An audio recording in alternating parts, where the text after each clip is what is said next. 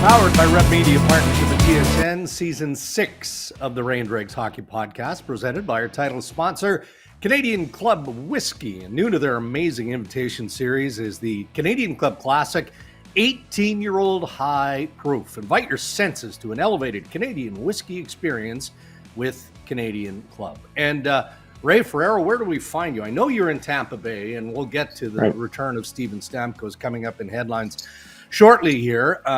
What a special night that was. But where are you? Washington now? That's the next stop in your schedule? Yeah, Rangers Caps tonight.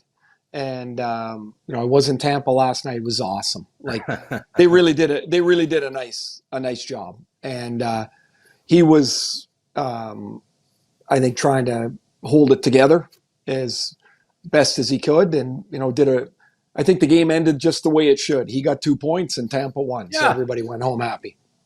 Great weekend for me, for the Dreger family, Holly and I, and Mason got to be front row center to watch Katie Dreger called to the bar in Toronto on Did you Monday. cheer? Did you have a big cheer or anything? It was an extraordinary ceremony. The guest speakers, all of that. There were 237 candidates, is what they call them. Like, you're a candidate until you are called to the bar, and then you go through the process, you take your oath, and then you're a fully licensed lawyer. But so you have one moment, and that is, in this case, Katie walks onto the stage. She stops for a real quick photo op. She's announced. Then she takes about 20 feet to show her respect in a bow to the treasurer of the Ontario Law Society. So there was that fleeting moment. But I would say the Dreger family was a little lame in the cheering department. I'm just going to say. Just a little. There was some hooting and hollering going on in Roy, but not from you. Nah, I don't know. I think I actually, the lip quivered. I'm not going to lie. It was one of those moments where you've been through so many of them with your kids, and we all have, right? And it's just so cool. But probably the best part now is she goes back to Thunder Bay, her and her pal Matt, and Is that what we're pal? Well, they're more than that wasn't right. I mean, they own a house together. So what do we call them? Well, then you need to recategorize this. Pal, buddy, chum. Well, boyfriend sounds too, they're past that stage. So I guess it would be partner. I think Katie and Matt would be partners. There you go. It's better. He hasn't asked for her hand in marriage yet. And look, we're going old school with this. They're not getting married unless he asks for my permission to marry my daughter. How's that? Get over yourself. They're going to show up and they're going to be married already. And they're going to be like, bad break, Darren. That would be awesome. All right. A lot to get to in this episode of Ray and Dregs. Ryan Rashog is he's vibrating this morning, right? He's eager to get on for Ask Ray and Dregs anything. Yeah, all kinds of shit. I hope he has a good run. He's kind of old for his last two, so I hope he's got something going today. Yeah, Halloween looming, right? So let's hope that he's changed his costume and isn't wearing the same old ugly thing that he wears 365 days a year. Let's hope that he changes it up. So we'll get to that coming up here in the pod. Headlines brought to you by Tim Hortons. The Tim's NHL Hockey Challenge is back in the Tim Hortons app. We used to have fun with this, Ray, remember? So every game, you pick the players that you think are going to score for your chance at daily and monthly prizes, including a 2025 Hyundai Tucson at the end of the season as part of the grand prize. Now, we're not eligible for this. And we don't even, I think when we participate, and we should, again, it's simple. You just download the Tim's app. It's free. It's easy to play. And you and I would chirp the hell out of each other because most nights that I recall, I would beat you. Huh? No, you owe me dinner still. That's true, isn't it? That's true. I think there was dinner on the line. All right. Well, I'll get a couple of the flatbreads and we'll call it. Send them out. There we go. Perfect. All right. Headlines. Let's start with the Edmonton Oilers. Take it right between the eyes at the hands of the Columbus Blue Jackets to kickstart the week. That wasn't as concerning as very early in the hockey game when their leader, their captain, Connor McDavid, goes into the boards awkwardly. Again, not to video diagnose. It looked like, and the sense was, last night, Monday night, a suspicion of high ankle, but we'll let the Oilers do their evaluating back in Edmonton, and they can come out with the official diagnosis in the days ahead. But I mean, other than, he didn't labor to get off the ice, but you could clearly see that when he got to the bench, there was something not right, and they were quick to announce that he wouldn't be back, and he was going back to Edmonton for more treatment and evaluation. Well, like if it is a high ankle, which it appears to be, there's all different kinds of grades to them, and certainly the lower the grade, the better, which means you get back quicker. They're always tricky. The flexion of your foot and your ankle is really critical to the way you skate, and so sometimes it's longer than you might suspect. But he's got to get checked out. As for him going home, I mean, they got a game in Nashville on Thursday, and that's the end of the trip anyway. So as opposed to just going to Nashville and sitting there, you go home and you get evaluated, and I guess you get a day or two, head start on whatever the rehab's going to be. But until it gets diagnosed, it's still it's not a great thing. It's not it's not a comfortable thing. And while it was secondary, I mean, the Oilers laid an egg last night. They got thumped. Ooh. And the one thing just to keep an eye on with when they lose and they look like they're susceptible to speed, that's something to be a little bit concerned with. Is they definitely did get slower over the offseason, and at some point you'd think they might have to address that.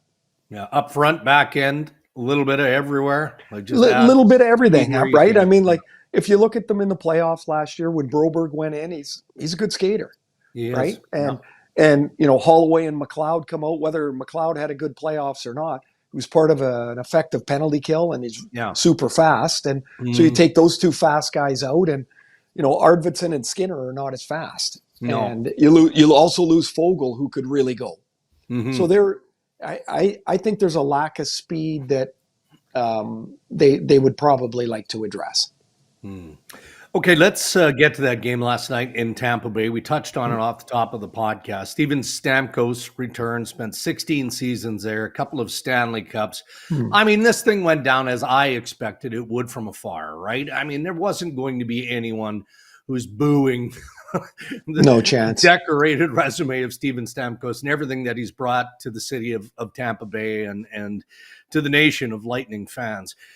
He made a comment, which I'll get to in just a moment, but just expand on your thought off the top of the pod of what it was like to be there, because I thought the television crew did a real nice job of the director cutting it. You know what I mean? So you'd see the isolation shot of Stamkos. You could see the raw emotion. They'd cut to the Lightning bench, and there's John Cooper.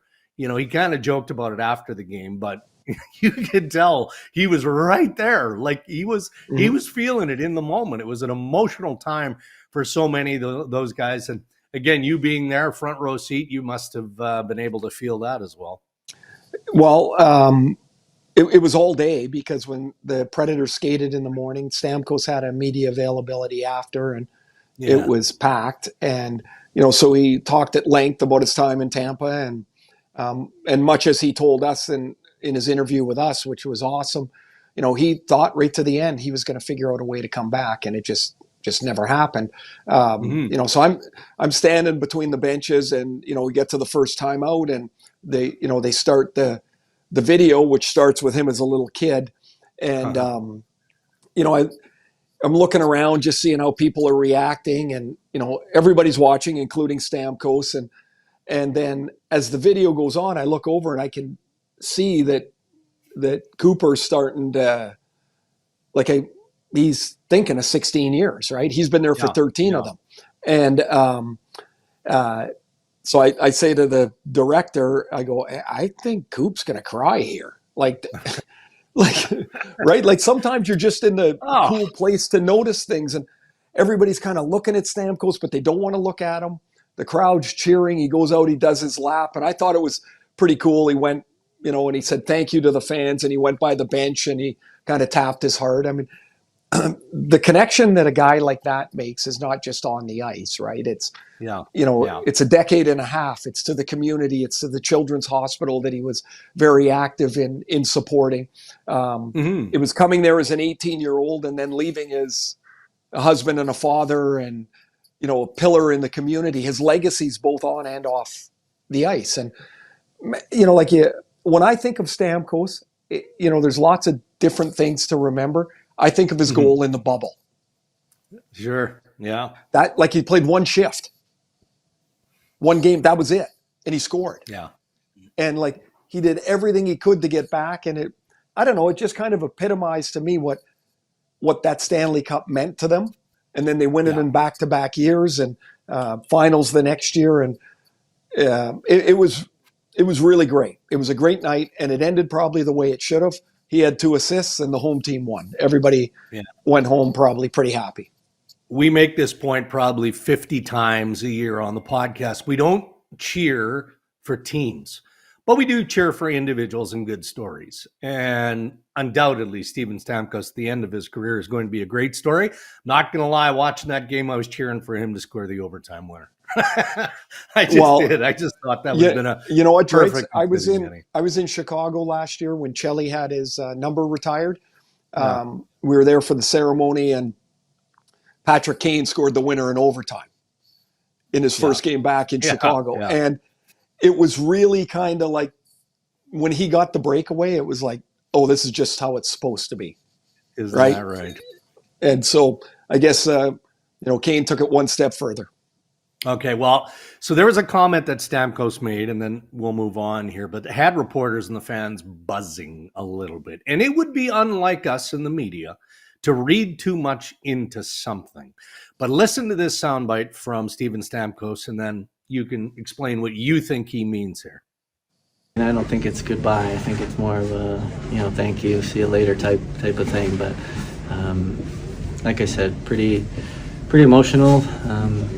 You see where it all began as an 18-year-old kid is right here, where I grew up as, from a boy to a man, and, a Stanley Cup champion, a husband, a father, a son. I mean, it's just, most of my life has been here. So it's definitely emotional, but at the same time, it's a fun place for me to play hockey. You almost feel at ease being here. So I thought that was cool as well. Did you?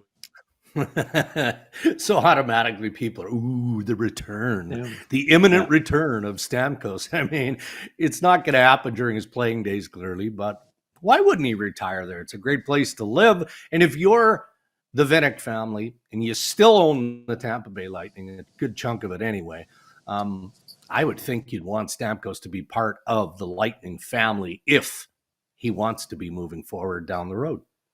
Well, I would assume that he's probably got a decent place to live there. He told us he was going to keep it, right? Said he was, with no plans to move it. He like, still is out. Yeah. Like, why wouldn't you think that you might move back there? I mean, he's been there for 15, 16 years. And so whether it's with the team, I mean, the ownership will change over the next 3 years. Yeah. And, I can't imagine a new owner wouldn't want Stamkos to be part of it. If he wants to be part of it, like, why wouldn't you want him in your organization? The other part is, when we think about this stuff, it's like, he's got to want to do it. Yeah. Right. Or, like, I mean, if you've been around anybody that's been in management, now I have, it's not a holiday. Mm-hmm. Right? Unless you're just a figurehead, and I don't suspect that would be where his mind would be. But see you later kind of sounded about right, How about the lady in warm-up with the T-shirt standing beside? I mean, was it Stamkos on the ice, or was he on the bench? No, he was on the ice. It was in warm-up. Yeah. You got to see it. Well, you and I have seen it.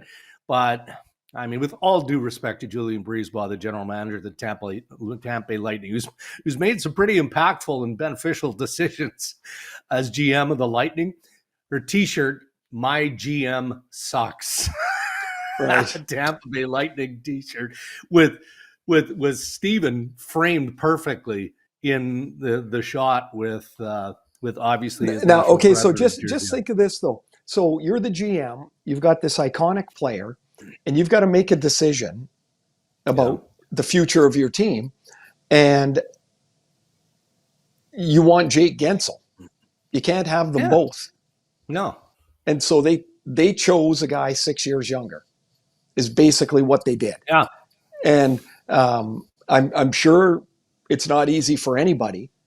But man, it takes a lot to go, nope, you know what? We're going to go down on this left turn and take another swing at this from a different direction. Yeah. And not to lead us into a different conversation entirely, but it does show general managers like Brad Kerr living in Toronto go down the list, right? When you've got Tavares and Marner both coming up the end of this year, maybe a Sam Bennett is out there as an unrestricted free agent. Loyalty is misguided, because you don't get to keep your job if you're the most loyal GM. No, you get to keep your job if you're successful, and you're going to have to make some pretty difficult decisions at some point if you've got a managerial career. Yeah. Every regional game we do, Jeff O'Neill, Cheryl, and I, and Duthie will contribute a little bit. He's always got something going on his phone. He's watching golf tutorials or whatever, so he barely pays attention. But we talk about John Tavares, and O is just like adamant. You got to pay him the minimum. I'm like, well, he's not getting the league minimum. Like, stop it. But he's not also getting 11 million. So, whatever that is, it doesn't matter. But hey, credit to Tavares and Max Pacioretty, who's on a 1-year deal with the Maple Leafs. They've got some chemistry with Willie Nylander, and they proved that against a real good team in the Winnipeg Jets. So, hey, maybe Tavares, former captain, is going to help lead this team back in line and out of the funk that they've been in the last few games. Okay, so I think it's important that pretty clearly he understands where he's now seated in the depth chart of that team. Yeah. He's had to change the way he plays a little bit, change what he can expect a little bit. Now, I wouldn't get too high nor low if I'm the Leafs management with any of this. You've got two older guys that are doing well and playing well together. There's no rush. I mean, their contract ends June 30th. Why do you have to sign a guy in November or January? No. You just don't. And just wait. And maybe there's a 2-year deal there at the end of the day. But or maybe the 3, I don't know, whatever the number works for you. But there's no rush for any manager to get ahead of signing these guys. You just don't. And if a guy's not going to sign with you because you come to him in March and not November, then should you really worry about that guy? I don't think so. No. I think Bruce Boudreau said this on SportsCenter last week. If he didn't, somebody said it, but I think it was Bruce. Described Kyle Connor of the Winnipeg Jets as a superstar.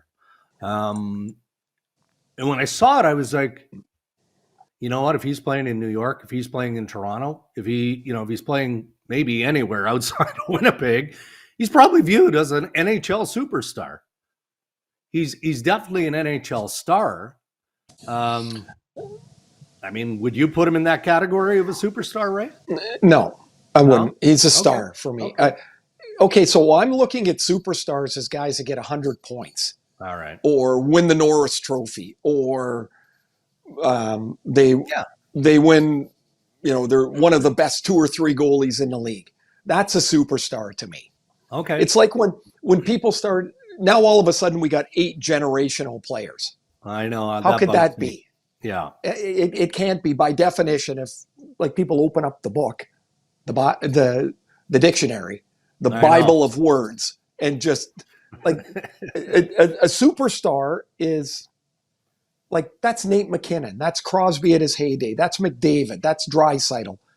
Kyle Connor's not at that level, and I would take Kyle Connor on my team every day. Right. And I would love to have him because I think he's a fantastic player. All right. Well, I mean, Winnipeg coming out of that game didn't feel like they played well. That's one of the best Leaf games we've seen to this point in the season. That includes some of the games they were winning early on. Let's wrap up headlines with a thought on the Vegas Golden Knights. And I mean, they look like a contending team for me right now. We shouldn't be surprised at all by any of that. You look at the fact they've won 7 in a row at home. So And don't go to Vegas. Don't go play there. Don't go. Well, Try to Calgary, find them. Yeah. Oh, sheesh.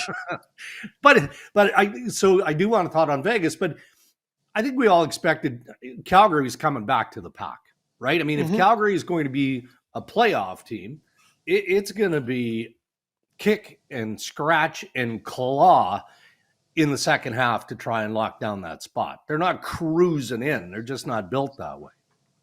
No, like last year, I thought Washington was the most curious of the 16 playoff teams. Yeah. Like they were minus 35 or 6 in goal differential, and somehow they got to 91 points and they made the playoffs. It was awesome. They really hung in there. And I think that's kind of Calgary's road if they were to be one of those 8 teams in the West. It's going to be hang in, claw, scratch, get some amazing goaltending, which Washington got from Charlie Lindgren last year. But to think that they were going to roll through like they did early on, that's just not the stage of development they're at. Yeah, you've got all cylinders firing in Vegas, right? I mean, Mark Stone is on a point streak. Jack Eichel on a point streak. On the back end, you've got Alex Pietrangelo on a point streak. Aiden Hill was good in that game against the Calgary Flames. You know, you could say this about any club. It's almost like, why even preface it by saying if they stay healthy? But inevitably, when you're looking at older players, and the 3 guys that I've just mentioned, have some history there. You like the overall look of this Vegas team? I mean, they're legit again. I do. I don't know what's not to like. They're big. Their defense is mobile. Their goaltending is good. I mean, Hill's won a Stanley Cup, and Samsonov's probably a better goaltender there, where he's maybe a little bit better protected. So I think Vegas is. I don't know if anybody thought they were going to fall off the cliff this year, but no, I just don't see it. I think that's a good team. Yeah, and they'll be aggressive. They'll be aggressive to improve whenever they can. Well, speaking of that, I mean, look at the Shea Theodore contract extension. I mean, under the radar again. Maybe we're not as dialed in on these contract extensions as we used to be, because teams have figured out, okay, let's just get this done quickly and quietly. We don't need any noise around it, as Igor Shesterkin and the Rangers have found out, and that's gone quiet. But it wouldn't surprise me now if they get something done sooner rather than later. And there was a bit of a buzz around the Alexei Lafreniere contract extension, but not a lot. It's just Vegas finding a way in the Theodore case to get their business done. So they're always dabbling and doing things there. No. All right, buddy. Those are your headlines. Thank you to our good friends at Tim Hortons. Time to make tonight's picks. Oh, he is definitely a winner. Good thing it's easy and free to play. My streak is on the line here. Fingers crossed, because it all comes down to this. I just love getting the chance to win prizes every game day. The Tim's NHL Hockey Challenge is back. Play on game day. All right, Ask Ray and Dregs anything. You can fire your questions to us on X and Instagram at Ray and Dregs, or on our website, rayanddregs.com. And normally, I guess, we have to introduce Ryan before he just kind of magically pops into the scene here for all of the fans who appreciate the triple box, watch us on YouTube. And, Ryan purposely didn't shave again. He likes that. What is it, like 9 p.m. shadow look? But there he is. On the road. I don't shave when the team's on the road. Come on. No? Oh, is that a superstition? Yeah, he doesn't shower when the team's on the road either. So it's actually advice. It's advice from the stylist, who has been encouraging me to grow it thicker because she believes it will draw eyes away from the thinningness and the amount of scalp showing. Just put the hat back on, man. Just put that back on. With all due respect to your stylist, she's wrong. Why are you so sure it's a she? It could be Dave Parker, cameraman extraordinaire and stylist. He does everything else. He does everything else. No, that guy had frosted tips. Right? He had frosted tips till he was 47. I I will not be taking fashion advice from Dave Parker. Hey, healthy amount of entries into the Ask Ray and Dregs anything. I was going to do one of those rapid fires and have some fun and be funny and all that. We got too many important things to get to that fans want to know. So we're going to go with 3 today. And I'm going to kind of give you your choice here on the order, Ray. Today on Ask Ray and Dregs anything, we have one person having a crisis of conscience that needs help with it. We have another person looking for some moral support from the fellas. And we've also got a hopeful Avs fan. Where would you like to start, Ray? Well, I'm not sure we're qualified for the first two. So, Come on. No, I'm intrigued by both of those. Okay, so let's go with the middle one. Let's go with number 2, door 2. Okay, moral support. All right, this one comes to us from James. The subject is cold showers. Hey guys, James from Kitchener here. Love the show. I never miss an episode. Ray, are you still taking a cold shower every day? I tried to get into it for a while, but I had trouble sticking to it. The summer was easy, but as soon as it got cold outside, I couldn't stick with it. You said you would keep updating us, but I haven't heard anything for a while, and I need someone to help me stick with it. Cheers from James. I'd say 5 out of 7 days with a cold shower. I didn't get in the shower at 3:30 this morning when I was leaving Tampa. That just didn't happen. I think the strategy is you get the shower going. I get my toothbrush. And so for the first 75 seconds while I'm in there, I'm brushing my teeth. So you got something to do. And then, and then as soon as you're finished there, I pitch the toothbrush aside and get soap, and I take a shower, and then it's gone. You're into the last 30 seconds. By that time, you can stand there forever. So there's a strategy to this whole thing. Yeah. So that was a lot of detail. Why you should try hygiene. Really, you should try it. It's great. James is going to benefit immensely from this because Ray tried to push this on me a season ago or so, and I was like, all right, I'm going to try this. And what is it, like 3 minutes? Like you're supposed to do a minimum 3 minutes. I mean, I'd get to 45 seconds and I'd be in a full panic. I'd be like, but I'm not brushing my teeth. I'm not doing other than lathering up and getting in and getting out. That's all I'm doing. So that's a good idea. I'm going to try that. It's a time killer. It's like and pretty soon you're like halfway through and then you gotta, I know, Ryan, like, you know, there is someone that once called you a 6'3" roll of Charmin because you're so Charmin. And so toughen it up a little bit. Once you get to a minute, you'll be solid. You'll be able to do it. I appreciate the 6'3" though. That's giving me an extra. Well, inch you and a used half. to be. You We could all use that. Yeah, used to be. Okay, let's do some hockey here. Okay. A hopeful Avs fan. This is from Yusuf Parpia. Good day, gentlemen. Hope all is well. I've been an Avs fan since the days of Sakic, Forsberg, Kamensky, and Waugh. I was listening to another podcast the other day. How could you, Yusuf? For the first time ever on that show, I heard of the idea that Makar could be the best player in the league. I stopped to think about that for a couple of minutes, especially when you think about McDavid, Kucherov, McKinnon, Matthews, etc. But I'm starting to wonder if I've missed it right before my very eyes that Cale Makar might just well be the best player in hockey and perhaps has been the last couple of years. What say you? By the way, I started listening to your podcast last year. Absolutely love it. You both compliment each other so well on the air. I'm sure he means me as well. Ray, great job on the telecast at ESPN. As always, keep up the great work, fellas. What say you, Ray? I hate picking something like this only because I think when you get to this stratosphere, you're splitting by the smallest of hairs. Like there's, like if you're saying, do you want Connor McDavid or do you want Cale Makar? The answer is both or either, right? Like it's not like Makar plays the game unlike almost anybody that I've ever seen. Like his ability all over the ice is remarkable. I mean, when I think of the best defensemen in the league, I put Makar and Quinn Hughes at a level, and other people are at a different place. Mm-hmm. I don't, man, if I get one player, I might start with Makar. but how could I do that and say, I don't like any of those other guys? Because that would be ridiculous too. You could give me one of half a dozen players and I'll be more than happy to start with any of them. Yeah.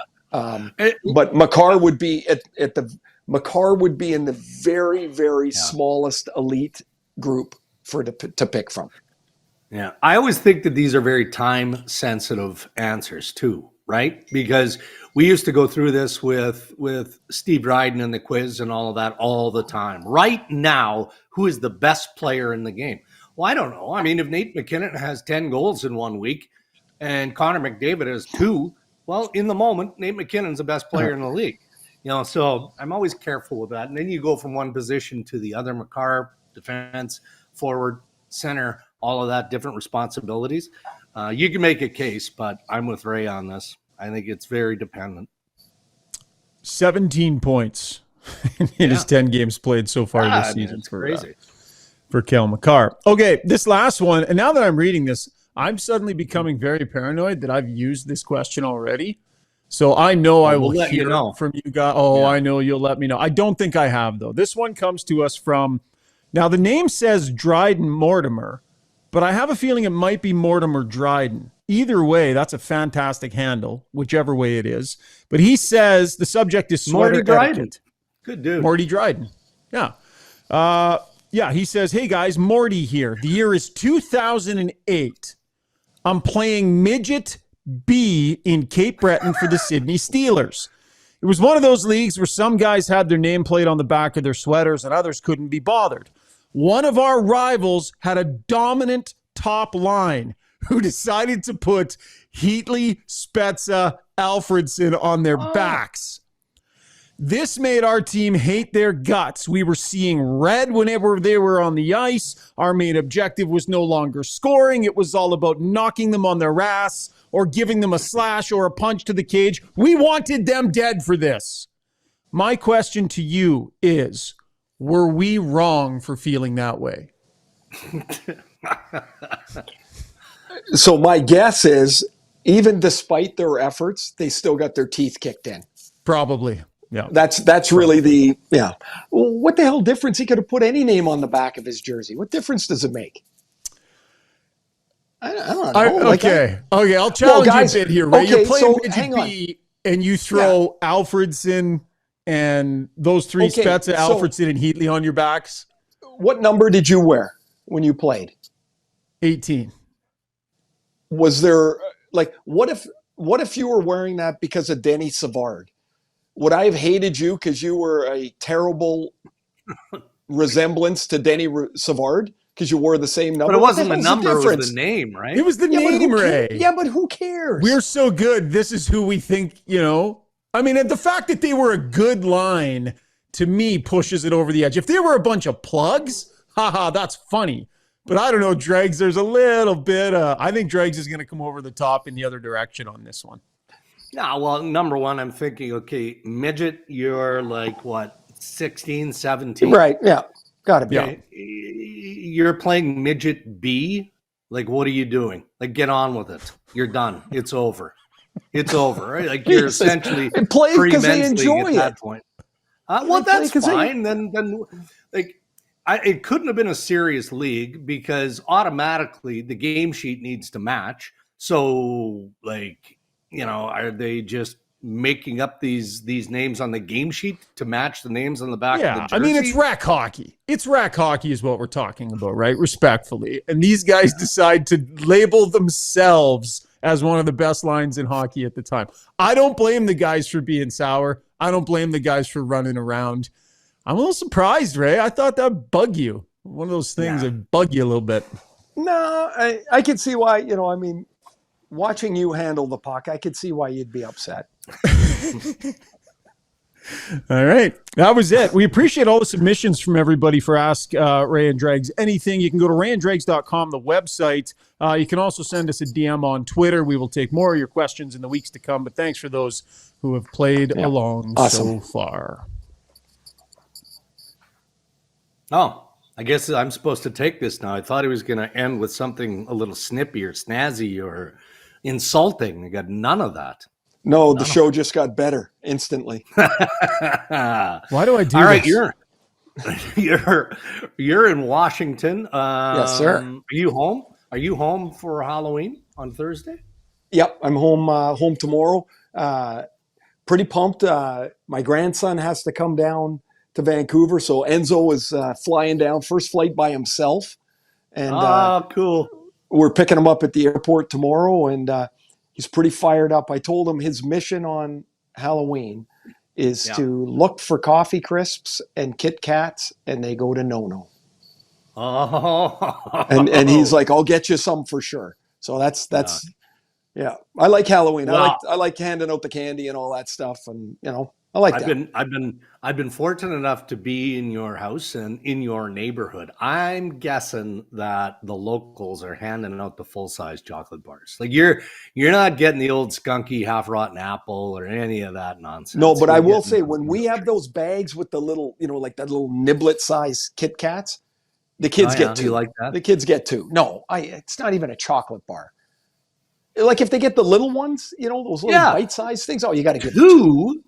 No, you got to give them like 5 or 6, man. How many kids do you get banging on the door?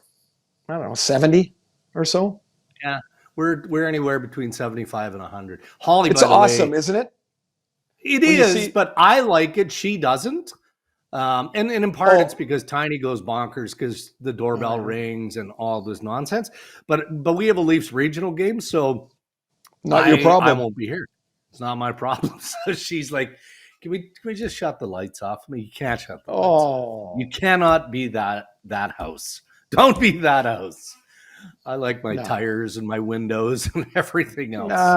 What I don't like is when you get the like 15-year-olds and they're wearing like a ball hat and they're like, I'm a baseball player. Scram. Get out of here.